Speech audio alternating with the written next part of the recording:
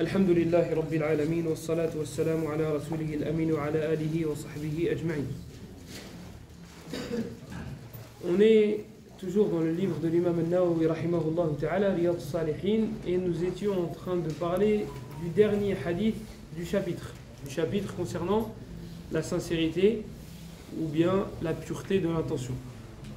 Et on parlait du hadith des 3 personnes qui se sont retrouvées bloquées dans une grotte. Et ils ont entendu quelqu'un leur dire: aujourd'hui ne vous sauvera, ou bien ne va vous sauver que vos actions qui ont été faites pour Allah. Donc le premier, on avait dit qu'il avait cité une action qui était le fait d'avoir donné à boire à ses parents, dans un contexte bien précis qu'on avait cité la semaine dernière. La deuxième personne, elle va citer une autre action qu'elle a faite elle aussi pour Allah, qui est en rapport avec la fornication. Donc cette deuxième personne, cette tierce personne va dire, ou bien a dit, qu'elle voulait absolument commettre l'acte avec une femme de sa famille. Sauf que cette femme-là ne voulait pas. Et un jour, elle a eu besoin d'argent, et donc, elle lui a demandé, et il a accepté, à une condition, si elle accepte d'avoir des rapports avec. Elle a accepté, parce qu'elle avait besoin d'argent, et au moment où il allait faire l'acte, où il allait commettre l'acte, elle lui a dit de craindre Allah. Il a laissé l'argent, et il est parti. Cet homme-là, qui a fait cette action-là, dit: Ya Allah, si tu sais que j'ai fait cette action-là pour toi, alors délivre-nous. Et le rocher s'est déplacé un petit peu. Donc aujourd'hui, on va parler de la fornication. On va parler de ce péché-là qu'Allah subhanahu wa ta'ala a mis dans son livre à côté de quoi? Vous, toi, tu joues pas et toi, tu joues pas. Barakallahu fik. Jazakallahu khairan. Allah subhanahu wa ta'ala a cité la fornication. Il a cité cet acte-là, ce péché-là. Il l'a mis à côté de certains péchés. Il l'a mis à côté de 2 péchés très très très graves, pour montrer la gravité de zina. Oui, j'ai entendu? C'était pas un humain, j'ai entendu. Ah, c'est à l'extérieur. Allah subhanahu wa ta'ala, il a cité zina. Il a cité zina à côté d'un autre péché, à côté de 2 autres péchés très graves. Dans Surat Al-Furqan. Oui. Le meurtre. L'autre, t'as oublié. Le pire que le meurtre. Hein? L'association. والذين لا يدعون مع الله إلها آخر ولا يقتلون النفس التي حرم الله إلا بالحق ولا يزنون. فالله سبحانه وتعالى جعل في المحرمات أعلاها الشرك ثم بعد ذلك القتل ثم بعد ذلك الزنا لبيان عظيم جرم من أتى بالزنا. Donc pour montrer la gravité de la fornication, Allah il l'a mis après le shirk et après le qatl, après le meurtre. Pourquoi? Parce que zina a des répercussions très graves. Quelqu'un de lambda, quelqu'un qui va dire c'est un péché, khlas. Non, c'est pas khlas. Regardez, shirk, shirk on n'en parle pas. On sait que c'est extrêmement grave, que c'est le droit d'Allah le plus exclusif, etc. etc. Celui d'après, le meurtre. Le meurtre, c'est une injustice, tu enlèves l'âme d'une personne. Cette personne-là, elle a une famille. Cette personne-là, peut-être qu'elle a des enfants. Cette personne-là, elle a des parents. Cette personne-là a des frères et sœurs. Donc c'est ma'qoul. On comprend, c'est logique. On comprend rapidement que le qatl, c'est grave. Mais zina, quelqu'un pourrait dire: oh, mais si les deux ils sont d'accord, il y a une personne, je ne sais pas si c'est un frère, enfin, je ne sais pas si maintenant c'est un frère du coup, il a commencé à regarder sur internet et il allait sur des sites où en fait, je vous explique, ça c'est haram, mais sauf que lui ça ne lui plaît pas le mot haram. Donc qu'est-ce qu'il va faire? Il va chercher quelqu'un qui va dire que c'est halal, et tu vas trouver. Et donc il a fouillé à chaque fois, à chaque sujet, il faisait ça. Cette personne-là faisait ça à chaque fois. Et un jour, c'est tombé sur zina. Donc, qu'est-ce qu'il a fait? Il a tapé sur Internet. Et Akbarul Munafiqin, Google. Le plus grand des hypocrites, c'est Google. Pourquoi? Parce que tu mets sur Google la preuve que le hijab est obligatoire, il va te citer les preuves. Tu mets la preuve que le hijab, c'est pas obligatoire, il va te sortir les preuves. Munafiq. C'est un hypocrite. Donc lui, il a été tapé quoi? Il a été chercher fornication autorisée. Hein? Zina halal. Et il tombe sur quoi? Eh ben en fait, et il est venu me vomir ses idées. Il me dit, non mais en fait, ce qui est haram, c'est quand la personne, elle n'est pas d'accord. Non mon ami, ça s'appelle un viol si elle n'est pas d'accord. Ça s'appelle un viol. Si elle est d'accord, ça s'appelle la fornication. Et si tu es marié, ça s'appelle l'adultère. Mais c'est pas ça, c'est pas zina. Là, c'est zina. Allah subhanahu wa ta'ala l'a interdit. Et il nous a donné des règles. Donc, zina, Allah subhanahu wa ta'ala l'a mis à côté du meurtre. Pourquoi? Meurtre, on comprend que c'est grave. Shirk, on comprend que c'est grave. Mais pourquoi zina? Parce que zina a des répercussions très graves. Déjà, premièrement, c'est très rare qu'une personne fornique une seule fois. Imaginez-vous un toboggan. Une personne, elle dit, oh, tu sais quoi, je m'arrête en plein milieu. Elle glisse, elle s'arrête en plein milieu, elle saute. Non, elle va finir. Elle va finir. Et souvent, lorsqu'une personne fait un péché, pour un but bien précis, Allah lui donne l'inverse de ce qu'elle cherchait. Donc la personne, elle cherchait à assouvir ses besoins. Donc elle s'est dit, ouais, voilà, j'ai beaucoup de shahwa, ben, je vais le faire. Et qu'est-ce qui se passe? Elle le fait, elle a encore plus envie. Elle fait une deuxième fois, elle a encore plus envie. Et ça y est, c'est un terrain. Deuxième chose, la personne avec qui tu as fait, elle a des parents, elle a des frères et sœurs. Tu crois qu'ils vont accepter? Tu t'imagines, ta sœur, elle rentre, elle est enceinte. Tu t'es marié avec qui? Je ne me rappelle pas que... Non, mais c'est avec mon copain. Tu crois que ton père, il va accepter? Chez les papas qui ont encore leurs raisons, parce que malheureusement, chez les frères et sœurs qui ont encore des raisons, ça ne passera pas. Ça ne passera pas. Et donc, qu'est-ce qui va se passer? Ben, le frère, s'il est un peu sanguin, ou même s'il n'est pas sanguin, s'il a du rayra, il a du din, il va dire, mais je vais vous exploser, vous deux. Et le papa, il va repasser une couche. Et si elle a des cousins, et l'autre, il va se laisser faire. L'autre, s'il se fait massacrer, il a des cousins, il a des frères et sœurs, il a des parents. Ils vont le défendre. Un bain de sang. Pourquoi? Un péché. On rajoute, l'enfant, c'est pas son fils. Il a une mère, d'accord, mais il n'a pas de père. C'est une fornication. Ce n'est pas le père. Même s'il t'appelle papa et même si tu dis c'est mon fils et je l'ai eu avec tel et après tu te maries, c'est pas ton fils. Et ce n'est pas ta fille. Que tu le veuilles ou que tu ne le veuilles pas. Tu l'as eu avec, en ayant forniqué, ce n'est pas ton enfant. Et donc lui, il n'a pas de père. Voilà une autre répercussion. Une autre répercussion grave. Taïb, le père, il part. Qui est-ce qui va éduquer cet enfant? Eh bien, il va être bancal. Parce qu'un enfant a besoin d'un père et il a besoin d'une mère. Ça, c'est qu'avec zina. Et ça, c'est qu'un aperçu des répercussions négatives. Donc voilà pourquoi, parmi les raisons à cause desquelles Allah subhanahu wa ta'ala a mis la fornication à côté du meurtre et du shirk. Et Allah subhanahu wa ta'ala, quand il en parle dans Surat al-Isra, comment il en parle? Non? Là, le début du verset. Là, c'est pas l'Isra. Ça, c'est le mu'minun. Hein? ولا تقربوا لم يقل ولا تفعلوا ولا تباشروا ولا تقربوا لأن الزنا خطير. الذنوب على وجه العموم لا تقترب منها ولكن الزنا على وجه الأخص. ولذلك شرع الله عز وجل الحجاب للمرأة ولذلك شرع الله عز وجل غض البصر ولذلك شرع الله لنا عز وجل شرائع كثيرة لنبتعد عن هذه المعصية لأنها محبوبة في النفوس. الرجال يحبون النساء والنساء كذلك إذا كانت العقول سليمة والفطر. Donc Allah subhanahu wa ta'ala dans Surat al-Isra, lorsqu'il nous parle de zina, qu'est-ce qu'il nous dit? Il nous dit وَلَا تَقْرَبُوا, et ne vous approchez pas de la fornication. Pourquoi il n'a pas dit ne faites pas? La qaïda, la règle générale dans les péchés, c'est ne vous approchez pas. C'est la qaïda qui est générale. Mais en particulier zina. En particulier. Parce que c'est très rare qu'on se contente des présentations. Non mais c'est une collègue. Non mais c'est rien. Non mais il n'y aura jamais rien. Non mais, et 2 ans après, bah je sais pas ce qui s'est passé. Bah tu sais pas ce qui s'est passé? Réfléchis bien et tu vas voir. Il y en a même qui te disent oh mais il n'y a aucune chance, elle est trop moche. Oui, moi je connais quelqu'un, il a dormi avec une fille. Et il m'a dit non, mais t'inquiète pas, il n'y aura jamais rien, elle est trop moche. Oui, mais Shaitan, il enjolive.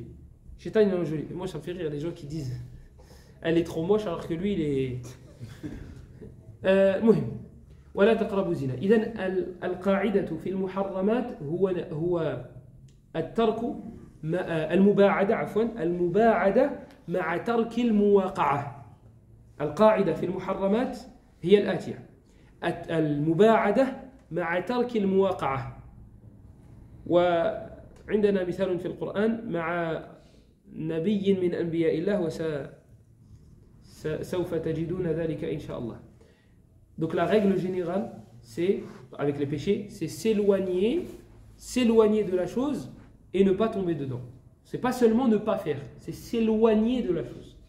Il y a un exemple dans le Coran. Allah il nous parle d'un prophète et il nous dit que ce prophète-là a fait une invocation pour l'éloigner d'un péché. C'est qui? Ibrahim alayhi salam. Et il a dit quoi? وَجُنُوبَنِي الاجتناب المباعدة يعني اجعلني في جانب واجعل الشرك أو واجعل عبادة الأصنام في جانب آخر. هذه هي المباعدة مع ترك المواقعة. وخاف من أي ذنب؟ خاف من عبادة الأصنام. من أقبح صور الشرك عبادة الأصنام. وهو إبراهيم عليه السلام خاف ذلك على نفسه وعلى بنيه وهم إسماعيل وإسحاق هما من الأنبياء ومع ذلك يخاف عليهم. Donc Ibrahim alayhi salam c'est lui. Dans quelle sourate? Ibrahim. La 8e page. Avant-dernière page. Il n'y a pas de 8 pages non plus. Donc à la fin de sourate Ibrahim, Allah subhanahu wa ta'ala il nous parle de l'invocation qu'a faite Ibrahim. Ibrahim alayhi salam il dit à Allah, on parle d'Ibrahim, Ibrahim alayhi salam. Ibrahim c'est Khalil al-Rahman. Dans le hadith d'Anas, Sahih Muslim, quand un homme il est rentré, il a dit Ya khayra al-bariyya, qala dhaka Ibrahim. Quand un homme il est rentré dans la mosquée, il a dit au prophète, il a dit oh la meilleure des créatures. Le prophète il a dit non, tu parles d'Ibrahim. Ça c'est Ibrahim, c'est pas moi. Ibrahim. Lui, il invoque pour être écarté d'un péché. Toi tu veux dire le péché c'est quoi? C'est les femmes, parce que la fitna elle est énorme et j'ai pas laissé une fitna plus énorme après. Tu vas te dire c'est un péché que tout le monde peut faire. Je glisse, je me repens. Il a peur du shirk. Mais attends, c'est pas n'importe quelle forme de shirk. Il a peur de l'adoration des statues. Il a peur de tomber dedans. Min aqbahi suwar al-shirk. C'est parmi les choses les plus répugnantes dans le shirk. C'est des darakats. Dans le shirk, il y a des darakats. Il y a des degrés mais qui vont vers le bas. Parmi les pires choses, c'est adorer les statues.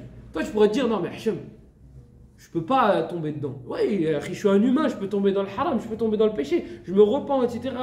Mais pas l'adoration des statues, n'abuse pas. Ah ben Ibrahim, il avait peur. Ibrahim, il avait peur de tomber dans ce péché-là. Et il avait peur que sa descendance tombe dans ce péché-là. Et c'est qui sa descendance? C'est nous. Et, oui, après, mais non, là, il parle de ses enfants.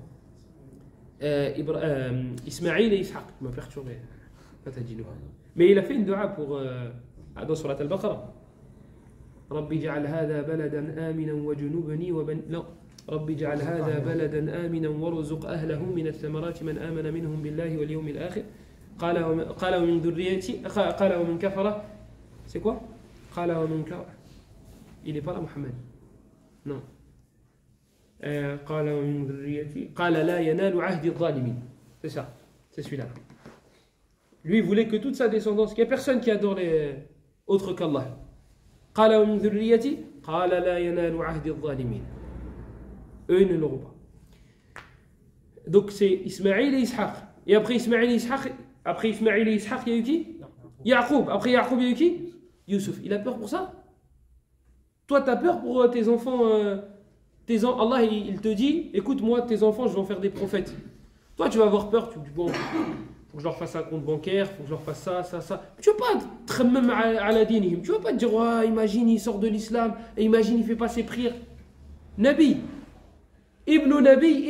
c'est un prophète, fils d'un prophète, l'autre c'est un prophète. Tu n'as pas peur. Et bien, Ibrahim, alayhi salam, il a peur. Il a peur pour Yaqub, il a peur pour Youssouf, il a peur pour Ismaïl, il a peur pour Ishaq. Et il a peur, et il a peur, et il a peur. Et nous, non, Akhi, c'est impossible. C'est pas possible. C'est pas possible. Et bien c'est à cause de c'est pas possible. Vous savez, c'est quand tu baisses la garde. Dans les sports de combat, ils disent le coup qui fait le plus mal, c'est celui auquel tu ne t'attends, c'est celui auquel tu ne t'attends pas. Je sais pas si la phrase est française, mais moi, c'est pas grave. Vous m'avez compris. Pas recommencer. Le coup auquel tu t'attends pas, celui-là, il fait très mal. Par contre, si tu es sur tes gardes et tu sais que tu vas recevoir, donc tu prépares ta garde, même tu reçois le coup, tu t'y attendais. Là, toi, tu baisses la garde, tu dis non, tranquille. Shirk, non. Ça, c'est ceux qui s'en appellent. Non, Akhi. Ibrahim alayhi salam, si lui il a eu peur, comme il disait Ibrahim ibn Adham, un des plus prédécesseurs, il disait وَمَنْ يَأْمَنُ الْبَلَاءَ بَعْدَكَ يَا Ibrahim. Il disait, mais qui va se sentir à l'abri après toi, ya Ibrahim? Le prophète sallallahu alayhi wa sallam, dans le hadith d'Anas, dans le hadith de Moussalama et d'autres, quelle est la dua que le prophète répétait le plus? Oui. Là, je l'ai entendu la dua. Ya muqallib al-qulub. Ya muqallib al-qulub, thabbit qulubana ala dinik. Anas, qui rapporte le hadith, il dit, il y en a un qui a dit, Ya Rasulallah, takhafu alayna wa qad amanna bika wa saddaqnaka bima ji'ta bih. Un des compagnons, il dit, Ya Rasulallah, il dit, t'as peur de nous? T'as peur pour nous, pardon? Tu as peur pour nous? On a cru en toi, on a combattu à tes côtés. Et nous, on a un iman qui est... Ça y est, il ne bouge pas, inébranlable. Et le prophète sallallahu alayhi wa sallam, il a dit, Inna al-quluba bayna usbu'ayni min asabi' ar-Rahman, yuqallibuha kayfa sha. Il lui a répondu, le prophète sallallahu alayhi wa sallam, il lui a dit, les cœurs des enfants de Adam sont entre deux doigts du miséricordieux. Il les tourne comme il veut. T'imagines? En combien de secondes tu peux te retrouver une des pires personnes, tu deviens une des meilleures. Et une des meilleures, et tu deviens une des pires. Mais alhamdoulilah, Allah n'est pas injuste. Si Allah détourne quelqu'un du droit chemin, c'est que cette personne-là, elle a fait quelque chose qu'il ne fallait pas. Allah, il n'est pas injuste. Allah, il n'est pas injuste. Ibn al-Qayyim, rahimahullah, il dit, nous n'avons jamais vu quelqu'un de droit, avoir une mauvaise fin. Quelqu'un qui est droit, zahiran wa batinan. Quelqu'un qui est droit, mais pas qu'à l'extérieur. Pas que le qamis, la barbe et... Non, il était droit à l'intérieur et à l'extérieur. Là aussi, il était droit. Il dit, on n'a jamais vu quelqu'un de droit mal finir. S'il a mal fini, s'il avait une sous khatima, c'est qu'il l'a mérité. Il a fait quelque chose qui a mis Allah en colère contre lui. Donc, ça c'est la qa'ida. La règle, c'est que lorsqu'il y a une chose qui est interdite, c'est pas on ne la fait pas seulement, c'est on s'éloigne, on s'écarte. Al-muba'ada ma'a tarki al-muwaqa'a وجاء في الصحيحين من حديث مالك عن أبي الزناد عن الأعرج عن أبي هريرة رضي الله عنه أن النبي صلى الله عليه وسلم قال ما نهيتكم عنه فاجتنبوه وما أمرتكم به فافعلوا ما استطعتم أو كما قال النبي صلى الله عليه وسلم. Dans le Bukhari et Muslim, le prophète sallallahu alayhi wa sallam nous dit, et j'ai fait exprès de citer la chaîne de transmission pour une raison bien précise, le prophète sallallahu alayhi wa sallam nous dit, ce que je vous ai interdit de faire, fajtanibuh. Il a utilisé le même terme qu'Ibrahim a utilisé lorsqu'il a invoqué. Il a utilisé le terme ijtinab. Ijtinab, on a dit, c'est mets-moi d'un côté et mets l'autre chose de l'autre côté, à l'opposé. Le prophète sallallahu alayhi wa sallam, il a utilisé ce terme-là, al-ijtinab. Voilà pour la règle. Parenthèse. J'ai cité la chaîne de transmission. J'ai dit An Malik, An Abu Zinad. Abu Zinad qui est son prénom qui est Abdurrahman ibn Zakwan. Là. Abdurrahman ibn... Je fais exprès de poser la question parce que je savais que vous n'avez pas la réponse, comme ça je peux boire. Malik, An Abi Zinad, An al-A'raj, An Abi Hurayra. Regardez. Malik, il rapporte d'Abu Zinad. Abu Zinad, c'est Abdullah ibn Zakwan. An al-A'raj, tu as dit son nom. Je dis Abdurrahman ibn Hurmuz, c'est lui. An Abi Hurayra. Moi aussi je confondais. Et comment j'ai fait? Comment il s'appelle Abu Hurayra? Abdurrahman. Abdurrahman. Donc celui qui rapporte Abu Hurayra, c'est Abdurrahman. Abdurrahman ibn Sakhr. Donc, Malik, An Abi Zinad, An al-A'raj, An Abi Hurayra. Quelqu'un pourrait se dire, waouh, connais chaîne de transmission. Rien d'impressionnant. Il y a 500 hadiths, il y a un peu plus de 500 hadiths avec cette chaîne de transmission-là. Donc en fait, si vous apprenez cette chaîne de transmission, vous allez la retrouver dans plus de 500 ahadiths. Voilà comment on apprend les chaînes de transmission. Tu vas passer par les chaînes de transmission les plus connues et tu les apprends par cœur. Et quand tu vas apprendre le hadith, celui-là tu vas l'apprendre, celui-là tu vas l'apprendre, celui-là tu vas l'apprendre. Ils ont la même chaîne de transmission. Toi, ça se répète dans plusieurs hadiths. Donc en fait, tu as appris 500 chaînes de transmission en apprenant une seule. Abu Zinad, Anil A'raj, An Abi Hurayra. Et ça, c'est les raccourcis. Ça, c'est quand tu passes par la case savant, ils te donnent accès à ces raccourcis-là. C'est ce qu'ils disent dans le bénéfice Fawaid al-Akhdi ani shuyukh. Lorsqu'ils te parlent des avantages du fait de prendre d'un professeur, c'est que parmi les avantages, yusahhilu laka at-tariq, c'est qu'il va te faciliter le chemin. Pourquoi il va te faciliter le chemin? Parce que lui, il est passé par là. Lui, il sait, lui, il va te dire, écoute, moi j'ai 20 ans d'expérience, moi j'ai 30 ans d'expérience, moi j'ai 40 ans d'expérience. Moi je suis tombé dans ce piège-là quand j'apprenais, ne le fais pas. Moi j'ai trouvé cette méthode-là, fais-la. Donc tu vas te trouver ça avec un shir, un deuxième, un troisième, et c'est partout pareil, dans tous les domaines. T'en as un, il est fort dans la mécanique.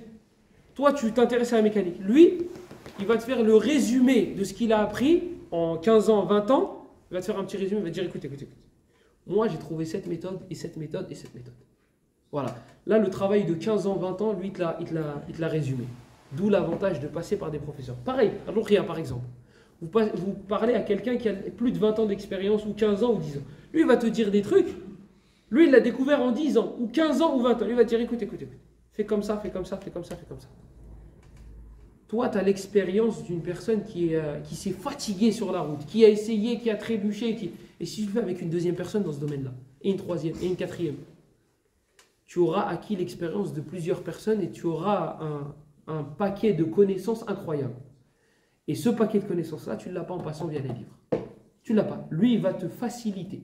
Il va te faciliter le chemin et il va te le raccourcir. Et l'autre avantage du fait de prendre la bouche d'un professeur, c'est son comportement. Tu vas pouvoir voir ce que c'est la science, mais en chair et en os. Tu vas voir comment il se comporte, etc. etc. Tu vas voir ce que c'est d'avoir de la science, mais en chair et en os. Une personne qui bouge et qui parle. Donc, Malik, oubliez Malik. Abu Zinad, Al-A'raj, Abu Hurayra. Plus de 500 chaînes de transmission comme ça. Et vous en avez plusieurs. Az-Zuhri, An Salim, An Ibn Umar. Pareil. Ça, vous allez trouver une panoplie de hadiths rapportés. Et d'ailleurs, il y en a plus de 500 aussi. Az-Zuhri, An Salim, An Ibn Umar. Et la chaîne de transmission, elle est très propre. Elle est parfaite. Vous apprenez cette chaîne de transmission-là, vous avez appris 500 chaînes de transmission supplémentaires. Donc là, avec ces deux-là, avec les deux chaînes de transmission, vous avez appris plus de 1000 chaînes de transmission. Parce qu'il y a plus de 1000 hadiths qui sont avec ces chaînes-là. Et vous passez par ces raccourcis-là. Oui. Il y en a d'autres. Et ممن رأيته وهو من بحور العلم في هذا الباب في هذا الزمان وما زال حيا هو عبد المحسن العباد في المدينة. حفظه الله تعالى وشفاه. Parce que, wallahi, c'est des machines. Là, vous entendez Malik, An Abi Zinad, An Al-A'raj, An Abi Hurayra. C'est facile. Il y en a 500 et quelques comme ça. Et pareil, Zuhri, Salim, Ali ibn Umar. C'est facile. Il y en a 500 et quelques.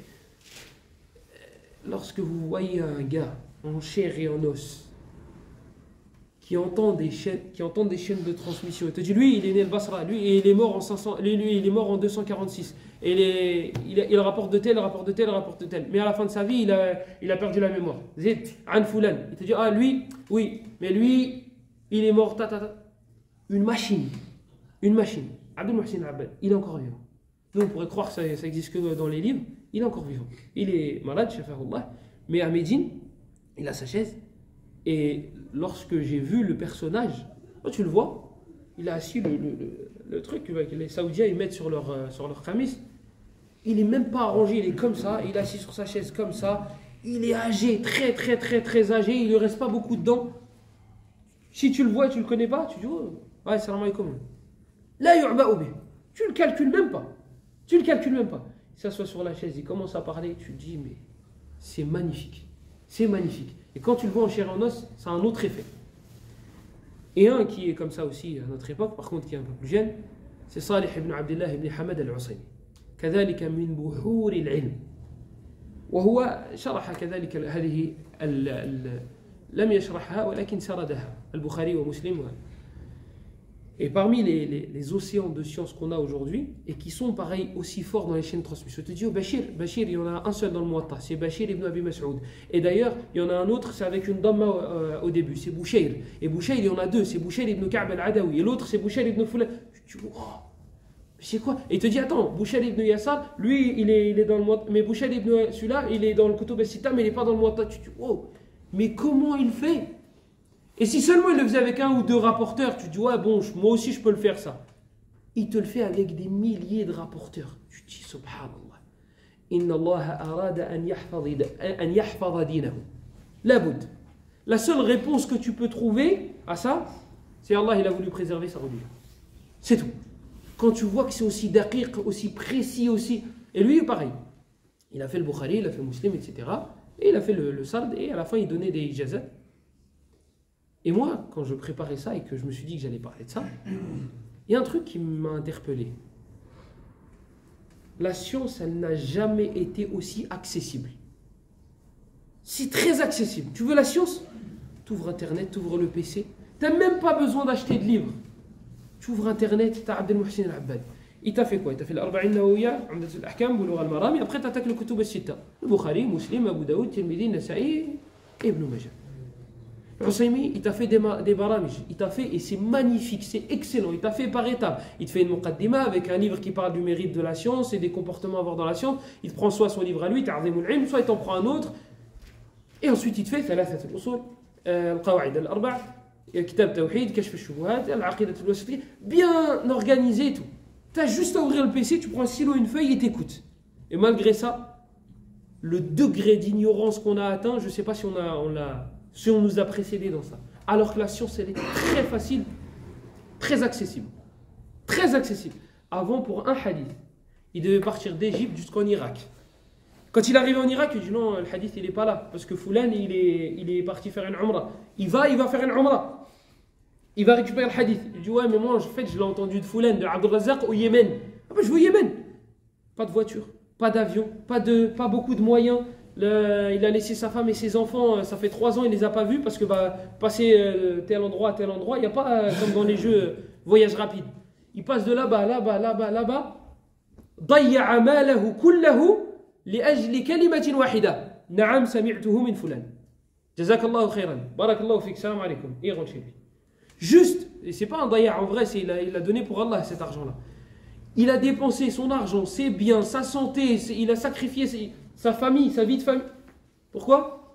Pour qu'il aille voir tel rapporteur qui lui disait c'est vrai, t'as entendu le hadith de tel? Il dit oui. Bah d'accord. Et il retourne chez lui. Un hadith. Toi, pour avoir 6000 hadiths, t'as juste à faire ça, comme ça. Tu fais ça et tu fais ça. T'as pas le livre, tu l'as pas acheté. T'as juste à prendre le téléphone et tu fais ça. Hop, Sahih al-Bukhari. Hop, il te met l'application, traduction, explication, tout. Et malgré ça, ils sont tout là-haut, on est tout en bas. Et on continue à creuser. On cherche s'il n'y a pas un petit fond en dessous du fond. Comment ça se fait? Comment ça se fait? La science, elle est accessible et malgré ça, l'ignorance, elle est répandue. Ces trucs-là, il y a juste à ouvrir. Hein. Très simple. Abdel Muhsin al-Abbad. Hop, tu vas sur le site, tu vois Sharh al-Bukhari, Sharh Muslim, Sharh Abi Daoud, Et malgré ça, on n'avance pas. Et l'Usaymi, en particulier l'Usaymi, surtout pour les débutants, il a une tariqa qui est ajiba, qui est vraiment impressionnante. Même dans sa façon de faire le tadlis, dans sa façon d'enseigner, dans sa façon de parler, je n'ai jamais vu quelqu'un d'aussi organisé que lui. Jamais, dans tous les domaines. Et personne ne m'a été autant utile dans ma vie que cet homme.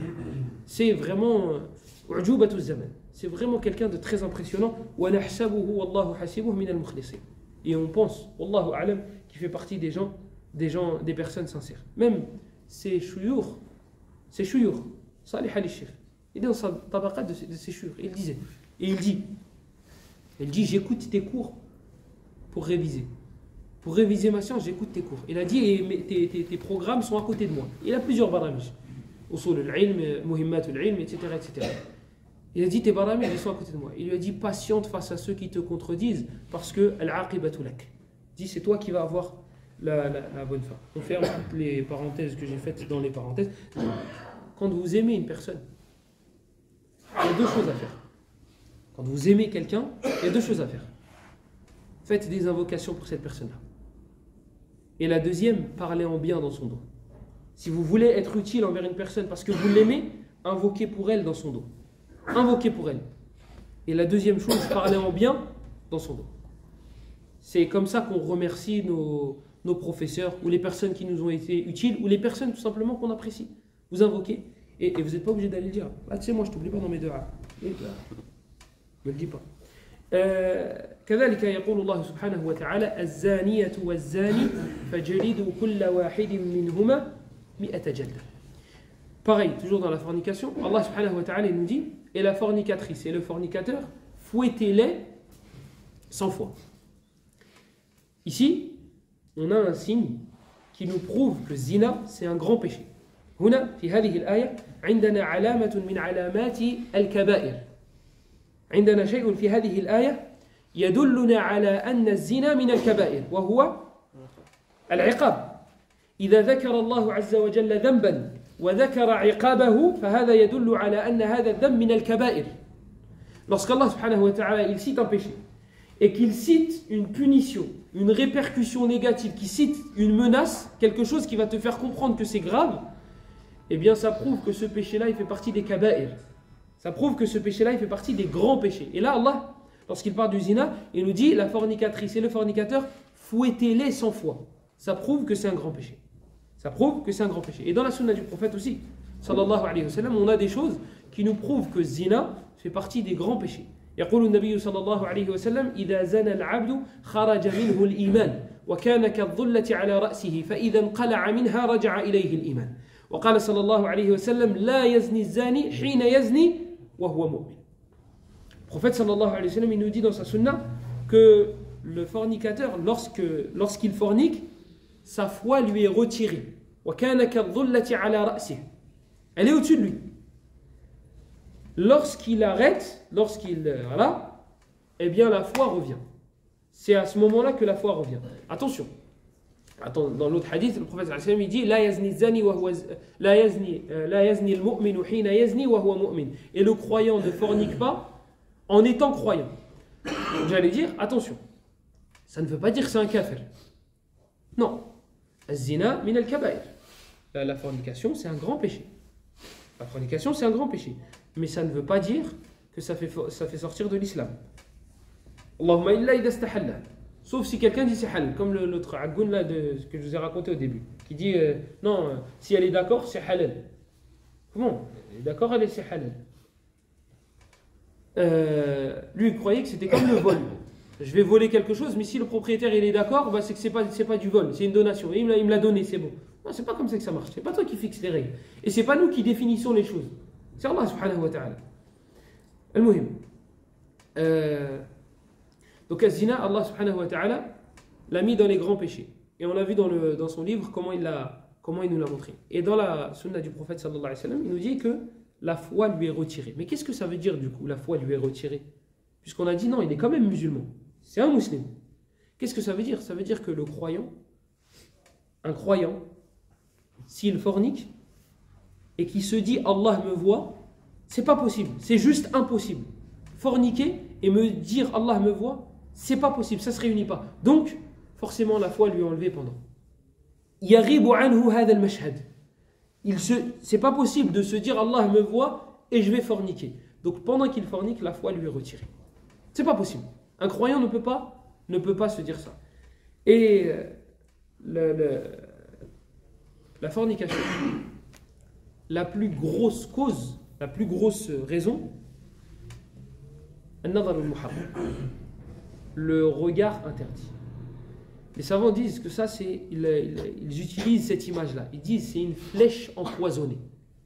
C'est quoi une flèche empoisonnée? Une flèche empoisonnée, elle va t'atteindre et elle va commencer à dévorer tout ton corps. Ça va se répandre. Et ça finit par quoi? Te tuer. Ça finit par la mort. C'est ça. Le regard, al-muharram, c'est la flèche empoisonnée. Tu vas regarder, soit tu vas finir par détourner ou non, et ça reste dans ta tête. Et ça tourne, et ça tourne, et ça tourne, et ça tourne. Tu t'imagines, etc., etc. Et c'est comme ça que commence le péché. Il commence par une pensée de base. Khatra, ça passe par la tête. Et là, tu t'imagines, et tu te fais des scènes, et tu te fais des scènes, et tu te fais des scènes. Une fois, deux fois, trois fois, quatre fois, et après, ça y est. La personne, elle tombe dans le péché. Donc, fermez la porte avant que le cas devienne trop grave. Parce qu'une petite maladie, c'est comme l'appendicite. Ça s'opère rapidement, etc., etc., etc. Taïb, ça a déclenché. Et tu laisses 5 jours avant d'aller à l'hôpital. Qu'est-ce qui se passe? Ah bah, c'est peut-être trop tard. Ça explose et tu meurs. Mais de base, c'était un truc rapide. Une petite opération, c'est très très rapide. Et c'est très courant. Mais tu l'as laissé exploser à l'intérieur, voilà, c'est trop tard. Zina, al-nadhar al-muharram kadhalik. Le regard interdit, c'est la même chose. Toi, tu vas pousser, et pousser, et pousser, et pousser. Après, tu vas te dire, mais en fait, attends. Faut que j'arrête. Ouais, faut que tu arrêtes, mais là, on va pas dire c'est trop tard. Mais là, pour que tu réussisses à combattre le péché, ça va être très grave. Et le plus gros problème, et le plus gros bala, le téléphone. Le téléphone. À l'époque, pour regarder quelqu'un, pour aller regarder du haram, il fallait sortir. On a avancé, on a eu la télé. Bon, c'était problématique aussi. Il y avait les trucs à droite à gauche. Mais il y avait besoin d'intimité et tu ne l'avais pas. Donc, la télé, c'est un petit peu plus difficile. Elle est dans le salon, après on a eu dans nos chambres et on a eu le téléphone. Cette grosse catastrophe, le téléphone.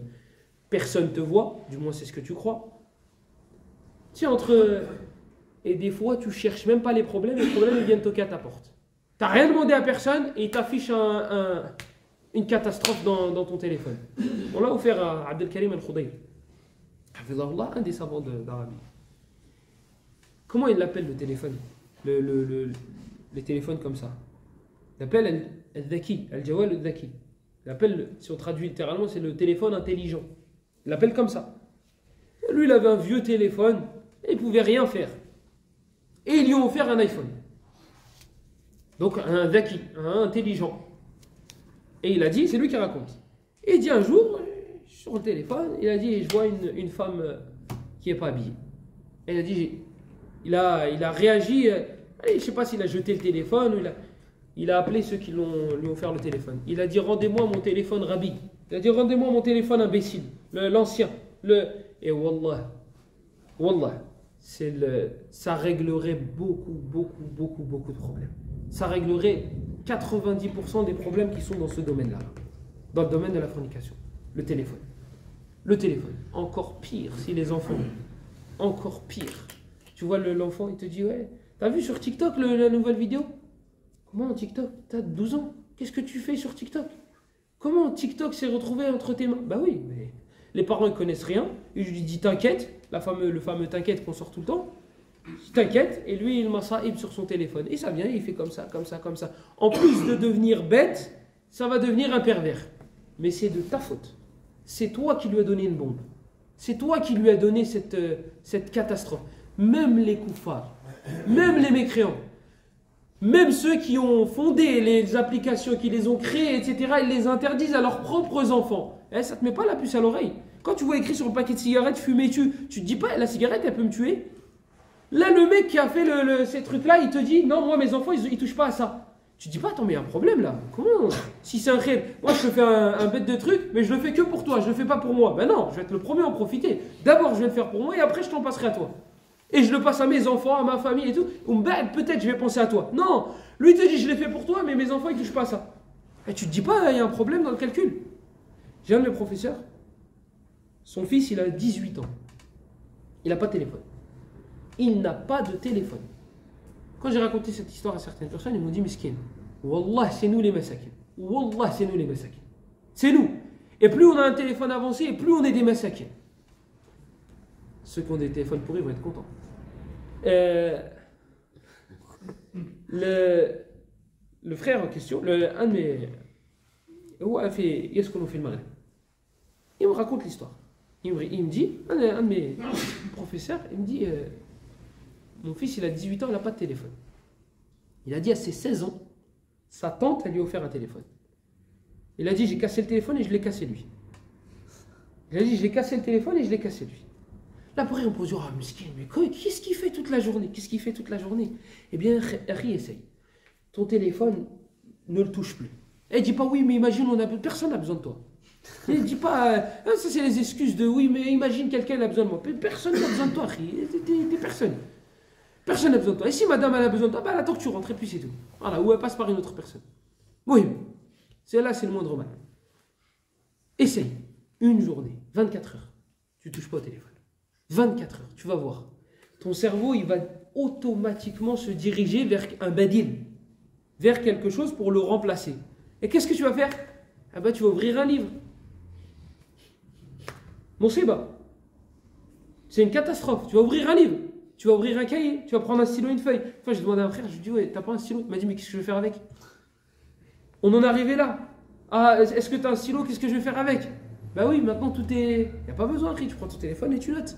Si tu as besoin d'un cours, bah pareil, tu prends ton téléphone. Wallah, j'ai même vu des khotaba, des prêcheurs, il se sert que de son téléphone. Et tout le temps, tous les vendredis, c'est sur son téléphone. Il ne l'écrit pas. Mais ça se perd. Ça se perd.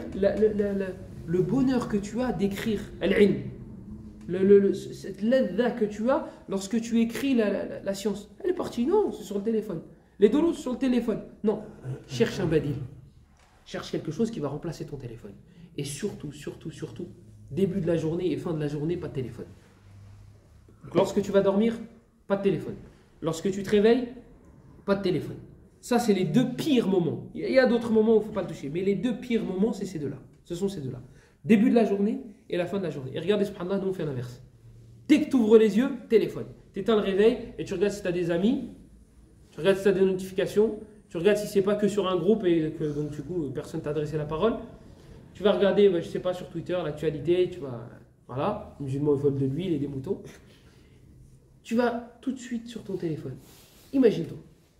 Les 10 minutes que tu prends lorsque tu te réveilles pour aller sur ton téléphone. Les 10 minutes, 15 minutes, 1 heure, 2 heures que tu prends pour aller sur ton téléphone avant d'aller dormir, imagine-toi. Tu ouvres un livre. Il y a un des machères de Syrie. Il disait, j'avais Siyar A'lam al-Nubala de Dhahabi. Il est très volumineux. Il dit, j'ai laissé un volume à côté de ma tête, à côté là où je dors. Il dit, et à chaque fois, je me disais, avant de dormir, je lis quelques pages. Et il a fini tous les volumes et il les a recommencés. Parce que quelques minutes, tu as 5 minutes avant de dormir, tu prends un livre et tu lis. 1 page, 2 pages, 3 pages, mais yallah, baraka, 1 page, 1 page. Lorsque tu te réveilles, vas-y, tu lis 1 ou 2 pages. Ou bien tu prends le mushaf, tu lis quelques pages. Est-ce que tu t'imagines ces quelques pages sur 1 semaine, 1 mois, 1 an, combien ça fait? Et puis il y a une chose, rappelez-vous, l'âme elle s'habitue. C'est comme le cardio. Premier jour, tu vas courir 5 minutes. Tu vas courir 1 minute. Deuxième jour, tu vas courir 5 minutes. Troisième jour, quatrième jour, les semaines vont passer, tu vas 1 heure, normal. Normal. C'est la même chose pour le qira'a. C'est la même chose pour la lecture. Au début, tu vas lire 1 page. Cette page-là là, que tu vas lire, là, elle va être lourde. 1 page, tu vas avoir l'impression que c'est une montagne. Les jours passent, tu en as lu 2 ou 3. Les jours passent, une semaine, 2 semaines, 3 semaines. Tu lis 10, 15, 20 pages, tes yeux ils se ferment, tu dis non, il faut que je termine. Et ça devient une ladda. Ça devient délicieux de lire. Voilà. En enlevant le téléphone. En reculant le téléphone. Ouais, mais comment je fais pour me réveiller? Mets un réveil. Achète-toi un réveil et tu ne touches pas au téléphone. Mets cette qaïda, mets cette règle en tête. Le téléphone et toi, c'est comme madame. Vous ne restez pas dans la même pièce longtemps. Sinon, qu'est-ce qui se passe? Ça explose. Donc, tu ne laisses pas le téléphone dans la même pièce que toi. Il y a une urgence, ya Allah, réponds, vas-y. Mais ne le laisse pas dans la même pièce que toi. Surtout, si tu veux te concentrer sur un travail. Surtout. Parce que la notification que tu vas recevoir, elle va te gâcher 20 minutes de travail. Il va falloir que tu te reconcentres pendant 10, 15, 20 minutes. Et elle reçoit une autre notification, et va dans un groupe, et va dans ça. Ah, c'est l'asr. Et tu vas te saler. Et tu te rends compte que tu as perdu 1h30, 2 heures. Et après, au bout d'un moment, tu dis, oh, de toute façon, laisse tomber. Tout le monde est sur son téléphone. L'excuse que tout le monde a. Mais Inch'Allah, on va parler du téléphone en détail. Pour le téléphone, pour résumer. Premier moment de la journée, ne touche pas au téléphone. Dernier moment de la journée, touche pas au téléphone. Troisième chose, désactive les notifications. Désactive. Oui, mais prends du temps pour répondre. Oui. Oui, je prends du temps pour répondre. C'est pas grave. Laisse-le parler. De toute façon, si tu réponds rapidement aussi, il va trouver à te critiquer. Il va dire il n'a pas de vie, t'as vu, il répond rapidement. Vas-y, de toute façon. Et le jour où tu vas retarder, mais t'as vu, Harry, je sais très bien que t'as pas de vie, tu réponds rapidement d'habitude. Je réponds pas. Laisse. C'est pas grave. Notification. Quatrième chose, il y a des applications qui t'empêchent de toucher à ton téléphone. Il y a des applications qui t'empêchent, tu règles et tu mets l'application, tu la règles, comme ça tu ne peux pas toucher à ton téléphone. Il y en a plusieurs. Et la cinquième chose, c'est de faire attention aux applications. Lorsque tu es dessus, tu passes du temps sans réfléchir. Il y a des trucs, tu es comme ça et tu fais ça, et tu fais ça, et tu fais ça, et tu n'as pas de but bien précis. Juste tu passes du temps dessus. Ça c'est at-tasaffuh al-ghayr al-wa'i. Il s'appelle ça comme ça. C'est en gros, c'est le fait de passer comme ça, mais il n'y a pas d'objectif, il n'y a pas pourquoi tu souris. Tu te reconnais? Non? Si tu réfléchis pas, on est tous comme ça. On est tous comme ça. Tu passes dessus et tu réfléchis pas. Tu es dessus pour être dessus. Tu n'as pas de but. Pose-toi cette question avant d'ouvrir une application. Pourquoi je vais dessus? Je vais faire quoi là? S'il n'y a pas une réponse claire, nette, tu n'as rien à faire dessus. Supprime cette application-là. Twitter par exemple. Twitter, tu vas dessus, il n'y a pas de but. Tu vas regarder l'actualité, tu vas regarder ce qui se dit. Tu n'as pas de but bien précis. Enlève. Supprime l'application. Bon, TikTok, j'en parle même pas. YouTube, non. YouTube, c'est bien. YouTube, c'est bien. Sans les shorts, c'est bien. Mais lorsque tu vas pour aller sur YouTube, pareil. Pose-toi la question avant d'ouvrir l'application. Je vais faire quoi dessus? Qu'est-ce que je vais regarder? Si tu n'as pas la réponse, alors n'ouvre pas l'application. Parce que tu vas y aller pour y aller. Et tu vas faire ça, et tu vas faire ça, et tu vas faire ça, et ça peut durer des heures. Donc, toutes les applications dans lesquelles tu passes du temps sans réfléchir, supprime-les. Pas limite-les, supprime-les. Et bien, tu verras une différence dans ta vie. Et la qa'ida, la règle lorsque tu veux arrêter quelque chose, c'est qu'il faut une autre chose pour la remplacer. Ça, c'est une règle. Tu ne peux pas dire à quelqu'un, arrête. Et tu le laisses comme ça. C'est comme un bébé. Il veut ce truc-là. Et il pleure pour l'avoir. Sauf que toi, tu ne veux pas lui donner. Tu ne vas pas lui donner un sucre à avaler. Mais lui, il veut le sucre. Qu'est-ce que tu vas faire? Non, tu ne l'auras pas. Non. Donne-lui un autre truc. Donne-lui un autre truc pour remplacer le sucre. Tu l'occupes avec un autre truc. Un truc qu'il a. Vas-y, viens, on va jouer. Viens, on va jouer. Ah, tu voulais jouer avec ça? Vas-y, viens, on va. Tu lui donnes autre chose. Nefs, l'âme, c'est un bébé. Et ça restera un bébé. Il lui faut quelque chose pour remplacer. Donc s'il n'a pas le téléphone, il lui faut un autre truc dans les mains. Eh bien un livre. Pas le livre, l'ordinateur, yallah. L'ordinateur, c'est pas le téléphone. L'ordinateur, il n'a pas atteint le degré de chétanerie du téléphone. L'ordinateur, il est pas comme le téléphone. Donc vas-y, yallah, prends l'ordinateur. Même si c'est un écran aussi, et que c'est pas la meilleure chose à faire. Mais ce sera toujours moins grave que le téléphone. Wallahi, même les kuffars, ils parlent du téléphone. Ils parlent des dangers du téléphone. Et vos enfants, pas limitez-les. Enlevez les téléphones. Vous allez passer pour un fou, pour un barbare. Ils vont fuguer, ils vont enlever leur les téléphones. Sinon, apprenez à vous servir du téléphone. Comme ça, tout ce qu'il fait, tout ce qu'il regarde, vous le voyez. Et vous lui mettez la pression comme ça. Je dis, écoute, tout ce que tu vas regarder, je vais le voir avant toi. Moi, ça, je vais recevoir une notification directe. Et il va faire le malin, il va essayer de taper sur Internet, voilà, navigateur privé, etc. Navigateur privé, c'était, voilà. On peut revérifier le navigateur privé, les gars. On peut, c'est faisable. Arrête de t'inquiéter, tes parents, ils connaissent pas ça. Et ils n'écouteront pas le DAS. Donc, il faut que vous ayez plus de science qu'eux dans ces domaines-là. Il faut que vous ayez surtout ce qui concerne le téléphone. Il vous faut un temps d'avance, mais... Il faut absolument que vous ayez plus de science qu'eux. Et en fait, moi, j'ai peur. Je me dis, bon, c'est sûr, ce qui va arriver sera pire. Et j'ai peur de ce qui va arriver sur la génération de nos enfants à nous. Qu'est-ce qu'ils vont réussir à inventer? Et je me dis, il faut qu'on reste à la page. Il ne faut pas qu'un jour mon fils il vienne et oh, t'inquiète pas, il n'y a rien. Alors que lui, dans mon dos, l'hala. Pourquoi? Parce qu'il a réussi à trouver une faille. Non, il faut que je reste à la page, il faut que je reste à jour. Les jeux, mieux que lui. Le téléphone, mieux que lui. L'ordinateur. Comme ça, il ne va pas me. S'il veut faire un truc, il le fait dans le salon. Comme ça, je peux le massacrer en. Voilà. Comme ça, s'il fait quelque chose de haram, il va l'assumer jusqu'au bout.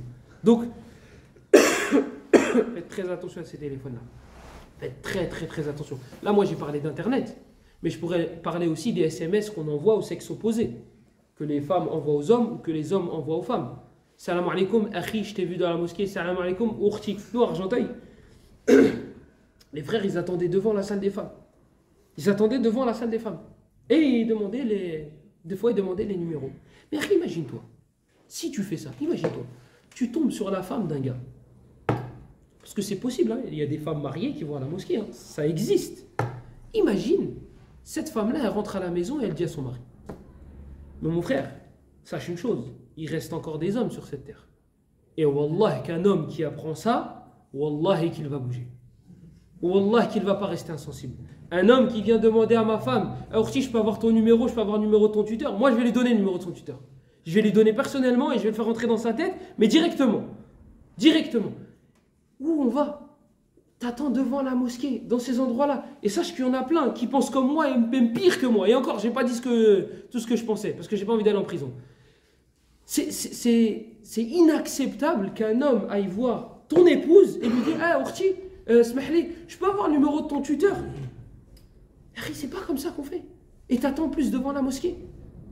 Ça, c'est quand ils essayent de faire les choses bien. Et après, s'il a le numéro de ta fille, ils discutent. Voilà, on m'a parlé de toi, etc., etc., etc. Et après, le masalib.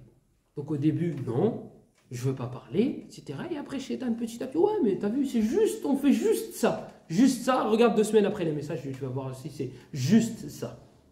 Et après, finit en larmes parce que le père, il veut pas la marier avec elle. Et en fait, ils sont déjà attachés. Et c'est la plupart du temps, ça se passe comme ça. Pourquoi elle insiste pour se marier avec lui? Pourquoi il insiste pour se marier avec elle? Parce qu'il est déjà amoureux. Et comment il est déjà amoureux? Directement, c'est arrivé, je sais pas, coup de foudre. Oui, d'accord, ça existe. Lam nara lil mutahabbayni mithla an-nikah. D'accord, Abdullah ibn Abbas, il disait ça.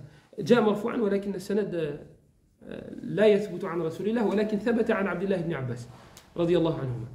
Donc d'accord, oui, il y a des gens, ils voient la personne, ça y est, ils tombent amoureux, d'accord, cas exceptionnel. Mais en général, pourquoi lui veut absolument elle et pourquoi elle veut absolument lui? Parce qu'ils se sont attachés avant le mariage. Et le papa, il veut pas, pour X ou Y raison, il veut pas. Et qu'est-ce qui se passe? Non, moi je le veux lui. Et lui, non, moi je le veux, je la veux elle. Voilà, je vais faire un couple de garçons. Et donc qu'est-ce qui se passe? On va demander à l'imam. T'as vu, Cheikh, en fait, mon père il veut pas. Donc du coup, comment je fais pour marier? T'as un père? Oui. Il est musulman? Oui. Bah tu peux pas? Non, mais en fait, j'ai vu que dans certains cas, tu pouvais, mais certains cas, c'est pas ton cas. Si, parce qu'en fait, il a pas donné une raison valable. Ah d'accord, on enlève la tutelle de ton père et c'est comme ça. Et toi, demain, quand tu vas être mère et quand tu seras père, tu verras c'est quoi? Qu'on enlève ta tutelle et qu'on te dit, bah ta fille, elle s'est mariée, t'es content, t'es pas content, c'est la même. Mais ça va pas. Ça va pas. Voilà où on en est arrivé. À cause de quoi? Le téléphone. هذا والله أعلم وصلى الله وسلم وبارك على نبينا محمد وعلى آله وصحبه أجمعين سبحانك اللهم وبحمدك أشهد أن لا إله إلا أنت نستغفرك ونتوب إليك وبارك الله فيكم